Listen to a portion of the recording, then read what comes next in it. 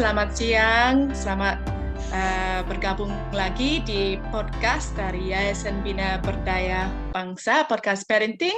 Dan saat ini kita dalam satu seri yang sangat menarik mengenai bagaimana bisa membantu anak untuk belajar untuk mengendali emosi mereka. Nah, mungkin bagi ibu-ibu dan bapak-bapak di rumah, ini topik yang sering muncul ya, sering ada situasi di mana anak merasa marah atau merasa sedih dan mengungkapkannya dengan cara yang kurang baik. Tapi sebelum masuk ke materinya, ibu-ibu dan bapak-bapak jangan lupa ya, untuk seri podcast parenting ini kita ada sesuatu yang khusus. Kalau ibu atau bapak menulis komentar di kolom chat di bawah ketika kan videonya berputar, ada kolom chatnya, bisa menulis di situ pengalaman atau pertanyaan. Kalau memang sempat menulis, nanti kami akan mengirim suatu hadiah. Nah, Kak Medi mau kasih lihat hadiahnya apa ya? Wah, bagus banget ya. Ini ada buku Pintar Menulis dengan Rapi atau Belajar Penjumlahan dan Pengurangan. Bagus banget kan? Nah, jadi jangan lupa ya, nanti bisa menulis sesuatu di situ di kolom chat. Kalau seandainya itu pertanyaan, nanti di minggu depan kita akan mencoba untuk menjawabnya juga ya.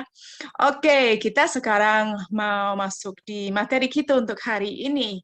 Nah, mengenai anak yang marah. Saya sendiri banyak pengalaman dengan anak yang marah karena memang anak saya yang kedua itu suka marah dan cara menanganinya susah banget. Jadi Kakak Medi bisa bagi dengan kita beberapa tips bagaimana bisa menangani anak kita ketika mereka sedang marah, teriak-teriak atau apa. Tapi juga selain itu bagaimana bisa mencegah supaya tidak terjadi terus. Iya, jadi kalau untuk mencegahnya, jadi ada beberapa cara ya. Mungkin ada yang ibu-ibu atau bapak-bapak yang mengikuti podcast sebelum-sebelumnya sudah pernah mendengar bahwa salah satu cara adalah dengan mengurangi stres secara fisik. Jadi bagaimana untuk menolong anak supaya dapat mengendalikan emosinya? Pertama ya jangan sampai mereka keburu emosi. Nah, caranya dengan misalnya ketika mereka mulai menunjukkan tanda-tanda lelah atau lapar atau haus, nah itu perlu dikurangi stres secara fisik. Atau misalnya ketika mereka belajar dan mungkin pelajaran itu terlalu sulit bagi mereka atau mereka sudah terlalu lama belajar, jadi sehingga mereka sudah merasa otaknya itu sudah merasa jenuh dan penat. Nah, mungkin perlu diberikan jeda istirahat sejenak gitu ya. Jadi kalau bagi anak kecil itu rentang belajar 1 jam gitu ya, mungkin dibagi 2, jadi setengah jam, kemudian istirahat sekitar 15 menit, lalu belajar lagi setengah jam gitu, supaya mereka otaknya juga ada refreshing ya. Kemudian yang kedua adalah orang tua bisa memperhatikan kapan anak-anak biasa mulai menunjukkan gelagat akan marah atau akan tantrum dan sebagainya ya. Dan bisa membuat perencanaan untuk mencegah hal itu terjadi. Misalnya, kalau dalam kondisi-kondisi tertentu seperti membawa anak pergi ke tempat perbelanjaan gitu ya, ke pasar atau ke swalayan. Nah, itu misalnya anak-anak kadang-kadang kan suka meminta ini dan itu, dan kalau tidak diberikan mereka marah. Nah, mungkin orang tua bisa membuat perjanjian dulu dengan anak, kemudian ketika akan mengajak anak bepergian, mungkin dilakukan ketika anak sedang dalam kondisi badan yang enak gitu ya, misalnya setelah mereka tidur siang atau setelah mereka makan dan minum yang cukup gitu. Dan upayakan ada diskusi ya dengan anak supaya mereka tahu apa yang akan mereka dapatkan dan apa yang tidak akan mereka dapatkan kalau mereka berada dalam situasi tersebut. Kemudian bicarakan penyebab anak marah ya. Jadi ini untuk mencegah ya. Jadi misalnya ketika sedang dalam waktu-waktu santai bisa diskusi dengan anak gitu. Beberapa kondisi ketika anak suka marah gitu. Kan orang tua pasti tahu nih kondisi-kondisi apa yang biasanya orang tua tahu, oh anak saya nih seringkali marah karena ini gitu. Nah, bisa usulkan, berikan ide, apakah ada solusi lain selain marah. Jadi misalnya kalau dia marah karena ada anak di sekolah yang mengambil mainannya, nah mungkin orang tua ketika di rumah bisa bicarakan dengan anak, apakah kalau ada anak lain melakukan hal itu kepada kamu, hal apa selain marah atau selain mungkin ada yang memukul gitu ya. Selain itu apa yang bisa kamu lakukan gitu. Dan biarkan anak memikirkan solusinya sendiri gitu ya. Jadi kadang-kadang kan kita ingin lain kali jangan begitu, kamu lain kali begini aja. Nah, sebenarnya lebih baik kalau anak itu bisa memikirkan sendiri, oh cara-cara apa ya yang bisa saya lakukan selain berteriak atau memukul atau lainnya. Ya, ya, ya. Betul sekali, betul sekali. Jadi kita kalau ajak anak kita ngomong bisa menjelaskan bahwa marah itu tidak menghasilkan apa yang mereka inginkan atau tidak menghasilkan sesuatu yang baik, tapi mungkin mereka harus memikirkan cara-cara yang lain untuk mengatasi masalah yang mereka hadapi ya. Bagus sekali nih. Nah, kalau seandainya anak kita memang sedang tantrum gitu, sedang marah-marah, dan mungkin di situasi saat itu kita nggak bisa ngajak ngobrol kan, mereka terlalu marah-marah. Apa yang bisa kita lakukan? Iya, jadi yang terutama adalah orang tua perlu untuk tetap menjaga emosi stabil gitu ya.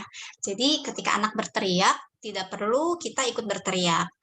Kita bisa mempertahankan nada bicara kita tegas, namun tidak perlu menaikkan suara gitu ya, menaikkan tinggi nada. Ketika kita memberikan nada bicara yang tegas dan jelas, maka anak-anak akan tahu bahwa orang tua pada saat itu tidak terbawa emosi gitu ya, tapi orang tua ingin mengarahkan anak kepada suatu solusi.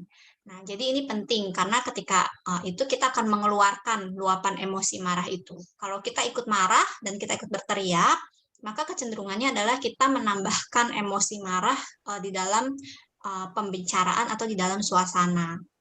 Nah, jika diperlukan, orang tua bisa mengambil tindakan untuk menghilangkan sumber stres anak. Jadi misalnya ketika contohnya nih ya, misalnya ketika dia sedang main air, kemudian dia tidak mau melakukan apa-apa, tidak mau makan dan yang lain, atau dia sedang main sesuatu yang lain. Nah, mungkin yang dapat orang tua lakukan kalau untuk dalam beberapa situasi tertentu adalah mulai merapikan mainan tersebut. Kemudian meminta anak untuk, ayo kita rapikan sama-sama. Nah, bisa juga mungkin orang tua memberikan jeda waktu. Jadi misalnya, oke, kamu masih boleh main, tapi hanya 10 hitungan gitu ya, atau hanya 20 hitungan gitu. Supaya anak masih ada sedikit jeda waktu. Nah, tapi memang kembali lagi tidak selalu berhasil ya Bunda dan Ayah ya. Jadi memang kadang-kadang ya namanya anak sedang marah atau ingin sesuatu itu kadang-kadang ya tetap aja dia kepingin dan tetap aja dia marah gitu ya. Nah, dalam situasi seperti itu hati-hati untuk tidak memberikan atau memenuhi tuntutan anak tersebut.